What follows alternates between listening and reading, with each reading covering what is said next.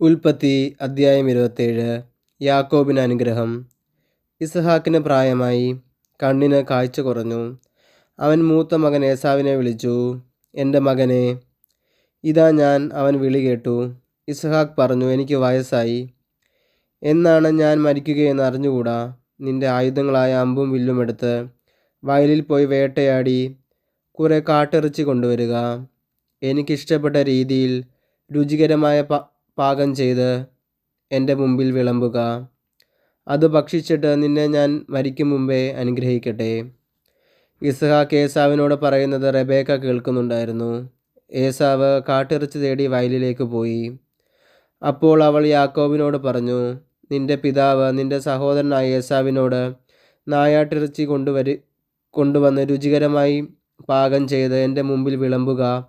ഞാൻ മരിക്കും മുമ്പ് അത് ഭക്ഷിച്ചിട്ട് ദൈവത്തിൻ്റെ മുമ്പിൽ നിന്നെ അനുഗ്രഹിക്കട്ടെ എന്ന് പറയുന്നത് ഞാൻ കേട്ടു. അതുകൊണ്ട് മകനെ, നീ ഇപ്പോൾ എൻ്റെ വാക്കനുസരിച്ച് പ്രവർത്തിക്കുക. ആട്ടിൻകൂട്ടത്തിൽ നിന്ന് 2 നല്ല കുഞ്ഞാടുകളെ പിടിച്ചുകൊണ്ട് വരിക. ഞാൻ അവ കൊണ്ട് നിന്റെ പിതാവിന് ഇഷ്ടപ്പെട്ട രുചികരമായ ഭക്ഷണം ഉണ്ടാക്കാം. നീ അത് പിതാവിൻ്റെ അടുക്കൽ കൊണ്ടു ചെല്ലണം. അപ്പോൾ അദ്ദേഹം മരിക്കും മുമ്പ് അത് ഭക്ഷിച്ച് നിന്നെ അനുഗ്രഹിക്കും. യാക്കോബ് അമ്മ റെബേക്കയോട് പറഞ്ഞു, ഏസാവ് ശരീരമാകെ രോമമുള്ളവനാണ്, എന്നാൽ എൻ്റെ ദേഹം മിനുസമുള്ളതാണ്. പിതാവിനെ തൊട്ടു നോക്കുകയും ഞാൻ കബളിപ്പിക്കുകയാണെന്ന് മനസ്സിലാക്കുകയും ചെയ്താൽ അനുഗ്രഹത്തിന് പകരം ശാപമായിരിക്കില്ലേ എനിക്ക് ലഭിക്കുക? അവൻ്റെ അമ്മ പറഞ്ഞു, ആ ശാപം എൻ്റെ മേലായിരിക്കട്ടെ. മകനെ, ഞാൻ പറയുന്നത് കേൾക്കുക. പോയി അവയെ കൊണ്ടുവരിക. അവൻ പോയി അവയെ പിടിച്ച് അമ്മയുടെ മുമ്പിൽ കൊണ്ടുവന്നു. അവൾ അവൻ്റെ പിതാവിന് ഇഷ്ടപ്പെട്ട രുചികരമായ ഭക്ഷണം തയ്യാറാക്കി. അവൾ മൂത്ത മകൻ ഏസാവിൻ്റേതായി തൻ്റെ പക്കൽ വീട്ടിലിരുന്ന ഏറ്റവും വിലപ്പെട്ട വസ്ത്രങ്ങളെടുത്ത് ഇളയ മകൻ യാക്കോബിനെ ധരിപ്പിച്ചു. ആട്ടിൻതോല് കൊണ്ട് അവൻ്റെ കൈകളും കഴുത്തിലെ മിനുസമുള്ള ഭാഗവും മൂടി. പാകം ചെയ്ത രുചികരമായ മാംസവും അപ്പവും അവൾ യാക്കോബിൻ്റെ കയ്യിൽ കൊടുത്തു. യാക്കോബ് പിതാവിൻ്റെ അടുക്കൽ ചെന്ന് വിളിച്ചു, എൻ്റെ പിതാവേ. ഇതാ ഞാൻ. അവൻ വിളി കേട്ടു. നീ ആരാണ് മകനെ എന്ന് അവൻ ചോദിച്ചു. യാക്കോബ് മറുപടി പറഞ്ഞു, അങ്ങയുടെ കടിഞ്ഞൂൽ പുത്രൻ ഏസാവാണ് ഞാൻ. അങ്ങ് ആവശ്യപ്പെട്ടതുപോലെ ഞാൻ ചെയ്തിരിക്കുന്നു. എഴുന്നേറ്റ് എൻ്റെ നായാട്ടിറച്ചി ഭക്ഷിച്ച് എന്നെ അനുഗ്രഹിച്ചാലും. എന്നാൽ ഇസ്ഹാക്ക് ചോദിച്ചു, എൻ്റെ മകനെ, നിനക്കിത് ഇത്ര വേഗം എങ്ങനെ കിട്ടി? യാക്കോബ് പറഞ്ഞു, അങ്ങയുടെ ദൈവമായ കർത്താവ് ഇതിനെ എൻ്റെ മുമ്പിൽ കൊണ്ടുവന്നു. അപ്പോൾ ഇസ്ഹാക്ക് യാക്കോബിനോട് പറഞ്ഞു, അടുത്തു വരിക മകനെ. ഞാൻ നിന്നെ തൊട്ടു നോക്കി നീ എൻ്റെ മകൻ ഏസാവ് തന്നെ എന്നറിയട്ടെ. യാക്കോബ് പിതാവായ ഇസ്ഹാക്കിൻ്റെ അടുത്ത് ചെന്നു. അവനെ തടവി നോക്കിയിട്ട് ഇസ്ഹാക്ക് പറഞ്ഞു, സ്വരം യാക്കോബിൻ്റേതാണ്, എന്നാൽ കൈകൾ ഏസാവിൻ്റേതും. ഇസ്ഹാക്ക് അവനെ തിരിച്ചറിഞ്ഞില്ല, കാരണം അവൻ്റെ കൈകൾ സഹോദരനായ ഏസാവിൻ്റെ കൈകൾ പോലെ രോമം നിറഞ്ഞതായിരുന്നു. ഇസ്ഹാക്ക് അവനെ അനുഗ്രഹിച്ചു. അവൻ ചോദിച്ചു, സത്യമായും നീ എൻ്റെ മകൻ ഏസാവ് തന്നെയാണോ? അതെ എന്നവൻ മറുപടി പറഞ്ഞു. ഇസ്ഹാക്ക് പറഞ്ഞു, എൻ്റെ മകനെ, നിന്റെ നായാട്ടിറച്ചി കൊണ്ടുവരിക. അത് തിന്നിട്ട് ഞാൻ നിന്നെ അനുഗ്രഹിക്കട്ടെ. ഇസ്ഹാക്ക് അത് ഭക്ഷിക്കുകയും അവൻ കൊണ്ടുവന്ന വീഞ്ഞ് കുടിക്കുകയും ചെയ്തു. ഇസ്ഹാക്ക് അവനോട് പറഞ്ഞു, നീ അടുത്ത് വന്ന് എന്നെ ചുംബിക്കുക. അവൻ ചുംബിച്ചപ്പോൾ ഇസ്ഹാക്ക് അവൻ്റെ ഉടുപ്പ് മണത്തു നോക്കി. അവനെ അനുഗ്രഹിച്ചു. കർത്താവ് കനിഞ്ഞ് അനുഗ്രഹിച്ച വയലിൻ്റെ മണമാണ് എൻ്റെ മകൻ്റേതെന്ന് അവൻ പറഞ്ഞു. ആകാശത്തിൻ്റെ മഞ്ഞും ഭൂമിയുടെ ഫലപുഷ്ടിയും ദൈവം നിനക്ക് നൽകട്ടെ. ധാന്യവും വീഞ്ഞും സമൃദ്ധമാവട്ടെ. ജനതകൾ നിനക്ക് സേവ ചെയ്യട്ടെ. രാജ്യങ്ങൾ നിന്റെ മുമ്പിൽ തല കുനിക്കട്ടെ. നിന്റെ സഹോദരർക്ക് നീ നാഥനായിരിക്കുക. നിന്റെ അമ്മയുടെ പുത്രന്മാർ നിന്റെ മുമ്പിൽ തല കുനിക്കട്ടെ.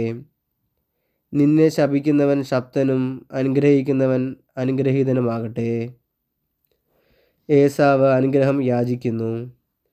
ഇസ്ഹാക്ക് യാക്കോബിനെ അനുഗ്രഹിക്കുകയും യാക്കോബ് അവൻ്റെ മുൻപിൽ നിന്ന് പുറത്തു കടക്കുകയും ചെയ്തപ്പോൾ നായാട്ട് കഴിഞ്ഞ് ഏസാവ് തിരിച്ചെത്തി. അവനും പിതാവിന് ഇഷ്ടപ്പെട്ട ഭക്ഷണം തയ്യാറാക്കി പിതാവിൻ്റെ അടുക്കൽ കൊണ്ടുവന്നിട്ട് പറഞ്ഞു, പിതാവേ, എഴുന്നേറ്റ് അങ്ങയുടെ മകൻ്റെ നായാട്ടിറച്ചി ഭക്ഷിച്ച് എന്നെ അനുഗ്രഹിച്ചാലും. നീ ആരാണ്? ഇസഹാക്ക് ചോദിച്ചു. അവൻ പറഞ്ഞു, അങ്ങയുടെ കടിഞ്ഞൂൽ പുത്രൻ ഏസാവാണ് ഞാൻ. ഇസഹാക്ക് അത്യധികം പരിഭ്രമിച്ച് വിറയ്ക്കാൻ തുടങ്ങി. അവൻ ചോദിച്ചു, നായാട്ടിറച്ചിയുമായി നിനക്ക് മുമ്പ് എൻ്റെ മുമ്പിൽ വന്നതാരാണ്? ഞാൻ അത് തിന്നുകയും അവനെ അനുഗ്രഹിക്കുകയും ചെയ്തല്ലോ. അവൻ അനുഗ്രഹിക്കപ്പെട്ടവനായിരിക്കും. പിതാവിൻ്റെ വാക്ക് കേട്ടപ്പോൾ ഏസാവ് അതീവ ദുഃഖത്തോടെ കരഞ്ഞു. പിതാവേ, എന്നെയും അനുഗ്രഹിക്കുക, അവൻ അപേക്ഷിച്ചു. ഇസഹാക്ക് പറഞ്ഞു, നിന്റെ സഹോദരൻ എന്നെ കബളിപ്പിച്ചു, നിനക്കുള്ള വരം എന്നിൽ നിന്ന് തട്ടിയെടുത്തു. ഏസാവ് പറഞ്ഞു, വെറുതെയാണോ അവനെ യാക്കോബ് എന്ന് വിളിക്കുന്നത്? 2 തവണ അവൻ എന്നെ ചതിച്ചു. കടിഞ്ഞൂലവകാശം എന്നിൽ നിന്ന് അവൻ കൈക്കലാക്കി. ഇപ്പോഴിതാ എനിക്കുള്ള അനുഗ്രഹവും അവൻ തട്ടിയെടുത്തിരിക്കുന്നു. വീണ്ടും അവൻ പിതാവിനോട് ചോദിച്ചു, എനിക്ക് വേണ്ടി ഒരു വരം പോലും അങ്ങ് നീക്കി വെച്ചിട്ടില്ലേ? ഇസ്ഹാക്ക് പറഞ്ഞു, ഞാൻ അവനെ നിന്റെ യജമാനനാക്കി, അവൻ്റെ സഹോദരന്മാരെ അവൻ്റെ ദാസന്മാരും. ധാന്യവും വീഞ്ഞും കൊണ്ട് ഞാൻ അവനെ ധന്യനാക്കി. മകനെ, നിനക്ക് വേണ്ടി എന്താണ് എനിക്കിനി ചെയ്യാൻ കഴിയുക? എൻ്റെ പിതാവേ, ഒറ്റ വരമേ അങ്ങയുടെ പക്കലുള്ളൂ. എന്നെയും അനുഗ്രഹിക്കുക എന്ന് പറഞ്ഞ് അവൻ പൊട്ടിക്കരഞ്ഞു. അപ്പോൾ ഇസ്ഹാക്ക് പറഞ്ഞു, ആകാശത്തിൻ്റെ മണ്ണിൽ നിന്നും ഭൂമിയുടെ ഫലപുഷ്ടിയിൽ നിന്നും നീ അകന്നിരിക്കും. വാളുകൊണ്ട് നീ ജീവിക്കും. നിന്റെ സഹോദരന് നീ ദാസ്യവൃത്തി ചെയ്യും. എന്നാൽ സ്വതന്ത്രനാകുമ്പോൾ ആ നുകം നീ തകർത്ത് കളയും. യാക്കോബ് ലാബാൻ്റെ അടുക്കലേക്ക്. പിതാവ് യാക്കോബിന് നൽകിയ അനുഗ്രഹം മൂലം ഏസാവ് യാക്കോബിനെ വെറുത്തു. അവൻ ആത്മഹത്യം ചെയ്തു. പിതാവിനെപ്പറ്റി വിലപിക്കാനുള്ള ദിവസങ്ങൾ അടുത്തു വരുന്നുണ്ട്. അപ്പോൾ ഞാൻ അവനെ കൊല്ലും. മൂത്ത മകനായ ഏസാവിൻ്റെ വാക്കുകൾ റെബേക്കയുടെ ചെവിയിലെത്തി. അവൾ ഇളയവനായ യാക്കോബിനെ വിളിച്ചു പറഞ്ഞു, നിന്നെ കൊല്ലാമെന്നോർത്ത് നിന്റെ ജ്യേഷ്ഠൻ ആശ്വസിച്ചിരിക്കുകയാണ്. മകനെ, ഞാൻ പറയുന്നത് കേൾക്കുക. ഹാരാനിലുള്ള എൻ്റെ സഹോദരനായ ലാബാൻ്റെ അടുത്തേക്ക് ഓടി രക്ഷപ്പെടുക. നിന്റെ ജ്യേഷ്ഠൻ്റെ രോഷമടങ്ങുവോളം നീ അവിടെ താമസിക്കുക. ജ്യേഷ്ഠന് നിന്നോടുള്ള കോപം അടങ്ങുകയും നീ ചെയ്തതൊക്കെ മറക്കുകയും ചെയ്യട്ടെ. അപ്പോൾ ഞാൻ ആളയച്ച് നിന്നെ ഇങ്ങോട്ട് വരുത്താം. ഒരു ദിവസം തന്നെ നിങ്ങൾ 2 പേരും എനിക്ക് നഷ്ടപ്പെടുന്നതെന്തിന്? അത് കഴിഞ്ഞ് റെബേക്ക ഇസഹാക്കിനോട് പറഞ്ഞു, ഈ ഹിത്യ സ്ത്രീകൾ മൂലം എനിക്ക് ജീവിതം മടുത്തു. ഈ നാട്ടുകാരായ ഇവരെ പോലെയുള്ള ഹിത്യ സ്ത്രീകളിൽ നിന്ന് ഒരുവളെ യാക്കോബും വിവാഹം കഴിച്ചാൽ പിന്നെ ഞാൻ എന്തിന് ജീവിക്കണം?